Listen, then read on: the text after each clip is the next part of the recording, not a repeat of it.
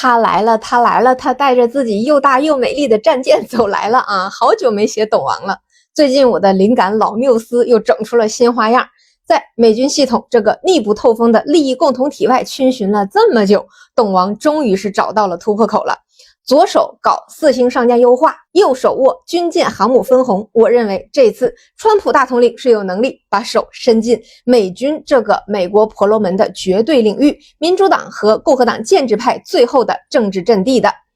美国当地时间22号下午，川普在佛罗里达州的海湖庄园宣布，美国将建造新型战舰特朗普级战舰，以取代老旧过时的美军战舰。用他自己的话说啊，新战舰要比以前的船大100倍。有的时候我真的觉得川普的川肯定跟四川的川有点的渊源。他这个话就让我想起了那个朴素的抽油烟机广告，炒100个辣椒都不怕，主打一个言有尽而意无穷，你都不用渲染个图出来，川式比喻句啊，都是这种风格，要啥 PPT 呀？一下就让你 get 到了那个规模，对吧？那报告里说呢，新战舰首舰将命名为无畏号。美国海军将先建造2艘特朗普级战舰，然后再建8艘。特朗普表示，他设想总共要建造20到25艘该型战舰，还要增加航母的数量，以作为美国海军新黄金舰队的一部分。大家听到这个消息，大概率就会想，就美国那个造船能力，现在还指望着韩国帮忙呢。2个月前，我们对承担美国海军复兴战略的韩国韩华集团进行了制裁，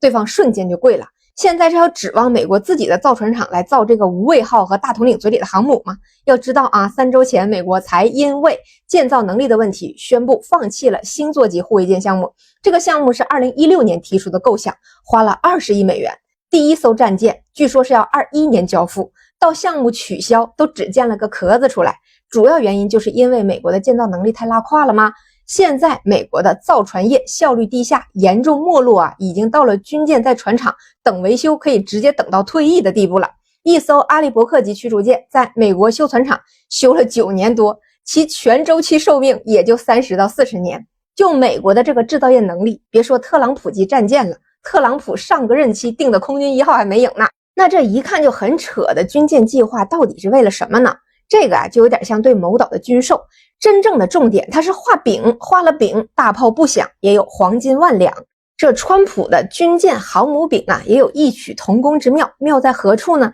这就要联系12月以来美国几个发布和没发布的重磅文件来看了。第一个就是美国的国家安全战略报告，这个我在12月8号的节目里啊详细的解读过，主要意思呢简单说一下，就是美国要战略收缩回西半球，也就是南北美洲啊，西半球不是西方国家，西半球是个地理概念啊，不包括欧洲。原文中门罗主义的特朗普推论，这个表述指的不是门罗的门罗主义。如今美国没有强大的制造业能力，把南美变成自己的原材料供应地和工业品倾销市场，这个才是门罗主义的本质。现在的美国和拉美、南美国家都是原材料供应国，彼此是一个竞争关系。所以其实安全战略报告的第4部分，战略使命中的第1个主题南美洲，副标题叫做门罗主义的特朗普推论，重点是在特朗普推论上面。意思就是啊，美国要在中国这个最大的制造业国家和南美铜银铁锂矿石的最大储藏地区之间这个巨量的贸易中雁过拔毛，分一杯羹的意思。从航运到金融，从服务到股权，美国都要深入的参与到南美和中国的这股巨大的财富洪流中来。因为川普和共和党在26年和27年的选情现在非常被动，要保住自己的政治势力才是川普的首要矛盾。那想拉动选情就得搞好经济。现在饿过了好几顿的美国红脖子们，相比于挑战东大，他们还是更想过好日子的。以前无论是川普还是卢比奥啊，跟咱家叫板的调门之所以起那么高，是因为当时两党的共识呢，是把美国人那个斩杀线无处不在的糟心日子的锅呀甩给我们家，说我们抢了他们的产业和财富，只要搞掉东大，美国就能再次伟大吗？结果呢，川普这个关税战打了7个月，好悬没把美国老乡饿出个好歹来。现在美国是上到华尔街，下到红脖子，主打一个眼神清澈，悔不当初。现在一想到能跟咱家好好搞贸易啊，那是从纳指到硅谷都无比振奋。高盛、摩根大通、摩根士丹利、贝莱德的2026年趋势报告展望都无比看好中美关系缓和之后的经济发展潜力，就连常年反动的《经济学人》杂志都开始秀红旗了，刊文说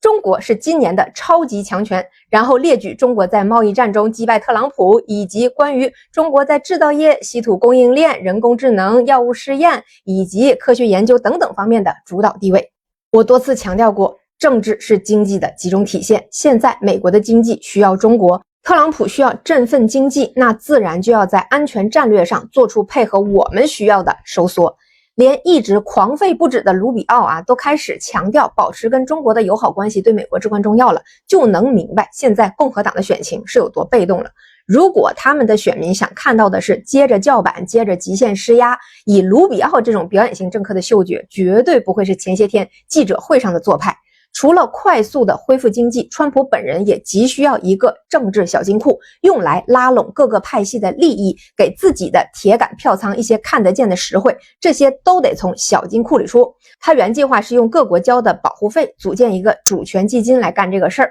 原计划呢是能有3到5万亿的资金，现在看呢使老大劲，也只从欧洲和日韩要来5000亿美元左右。这点钱用来搞政治跟华尔街支持的民主党人斗，很显然是不够看的。跟我们恢复贸易虽然是长钱，但是远水它解不了近渴呀，所以川普的算盘就打到了第2份文件上，美国国防安全授权法案。不同于美国国家安全战略报告它是由白宫主导编写的。国防授权法案是美国国防年度开支预算和国防政策的指导性文件。尽管当下美国两会两院都由共和党控制，但席位优势并没有打破两党的平衡，双方各自的利益诉求泾渭分明的被反映在了这个法案里。很多政策都跟前面说的那个国家安全战略报告所代表的特朗普立场有着极其巨大的差异。比如法案里要求，除非事先征求北约盟友的意见，并认定撤军符合美国国家利益，否则五角大楼必须在欧洲维持至少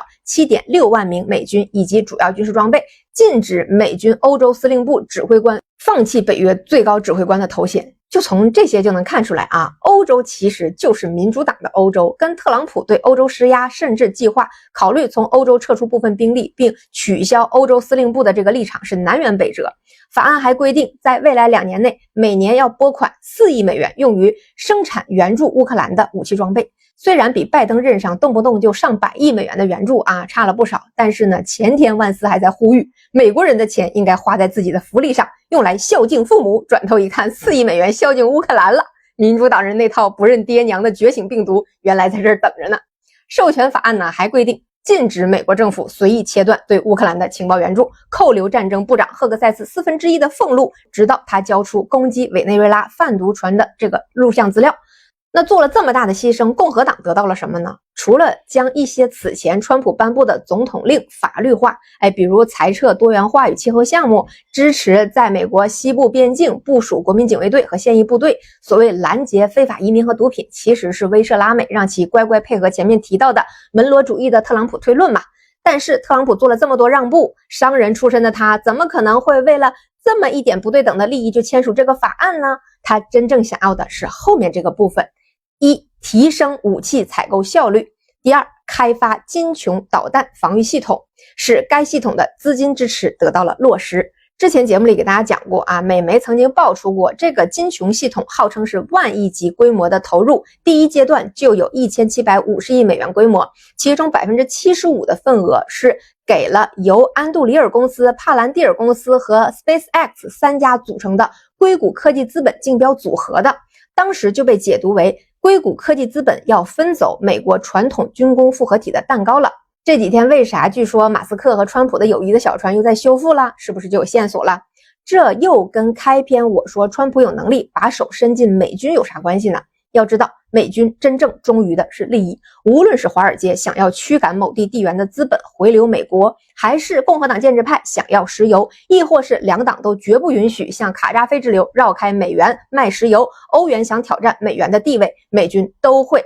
出于为自己的利益的考虑保驾护航。但是现在美国已经很久没有成功收割任何海外利益了，从民主党的华尔街到共和党的军工复合体，现在都没有余粮了。美军也缺油水了，尤其是老切尼的去世，使得共和党建制派对美军的影响力进一步减弱。插一句拉姆斯菲尔德和切尼是很好的关系，两人从年轻时就彼此欣赏，互相支持是绝对的铁磁。两人都担任过国防部长，在军方威望非凡，但是如今呢，人走茶凉，而且还没有了利益的输送，恰恰就是川普能够进一步拉拢美国军方的好机会。实际上呢，川普很清楚自己上一次不是输在了民主党搞出来的幽灵选票上，而是一直唱反调的美国军方身上。同样是冲击立法机构，连尹卡卡都能调动来一些亲卫，董王他可真的是光杆司令啊！所以这一次一上任就在想方设法的掌控可以在国内部署的国民警卫队，不断的调动部署到加州、华盛顿、波特兰等地。选择的战争部长虽然草包，但是他很忠诚啊，他是受够了被刺的滋味了。而当时被寄予厚望的现任情报总监托尔西加巴德也是有军方背景的，但是很显然这两个人并没有发挥什么作用。可以说啊，在切尼去世之前，川普对得到军方支持一直是不得其法的。到今年9月召开这个全球将领训话的时候，他还表示不想听训话就别要前途了，以及暗示美国国内就是美军的新教场。这会开完没几天，连续好几位高级将领辞职，除了他们作为政治牺牲品以外啊，其实也是明确对川普班子的下马威。川普很清楚，接下来无论是中期选举还是下一轮大选，他都必须要争取到美军方的支持，哪怕是部分的支持，也不会让他再次陷入到上次的那么被动的局面之中，或者脑洞大开的威胁里。事情转变的加速呢，我认为是在11月3号切尼离世之后。在12月15号的时候，美国华盛顿邮报援引消息人士的说法报道说，美军最高层将迎来数十年来的最大变革，五角大楼正筹划对美军指挥体系进行重大调整，以配合川普的西半球战略，计划通过机构合并和重组，降低美军多个司令部的级别，并重新调整高级将领之间的权力平衡。说人话就是美军高层要搞优化了。在搞优化的同时，让硅谷科技财团主导的金琼项目分走传统军工复合体的蛋糕，其实就是在说，以后美军的油水多少可就是我川大统领说的算了。再通过军舰和航母计划，画一个未来还有更多利益可以分的大饼，这握着利益和油水的手，不就有机会伸进美军的体系中了吗？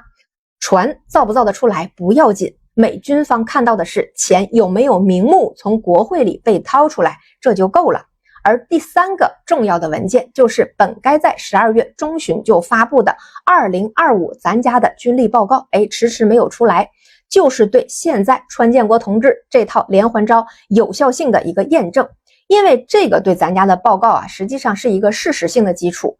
如果这个军力报告说，咱家实力造成了威胁，那么在这个基础上，所有的政策都势必要跟川普的安全战略相背离。如果这个事实是咱家很安全，是一个负责任的大国，那么一切都会水到渠成。而第一份文件安全战略是白宫主导的，第二份授权法案是国会两党博弈的。这难产的军力报告是五角大楼的文官结合各个军种的专业报告分析生成的。五角大楼的文官就是军工复合体旋转门的常客，而各军种的专业分析就跟会不会被优化，未来拿不拿得到新的油水有关系了。可以说这个报告出来就知道川建国同志这次的手有没有伸进去了。川普这次是把连拉带打玩得明明白白，至于结果如何，其实我觉得看看美国的资本市场就知道了。自从中美关系缓和，华尔街各家大资本的趋势展望报告基本都不提 AI 泡沫风险了。摩根大通和高盛都认为，随着美元走弱， AI 红利会外溢到全球供应链上，新兴市场会更为利好，比美国市场的预期回报要更高。这新兴市场说的就是咱家。说人话就是高血压的这个钱可以流到东大了，那就不会雪崩了呀。毕竟全球都在滞胀，只有我们一个增量，谁会跟钱过不去呢？其实美军也一样。这么长的看完了，关注一下吧。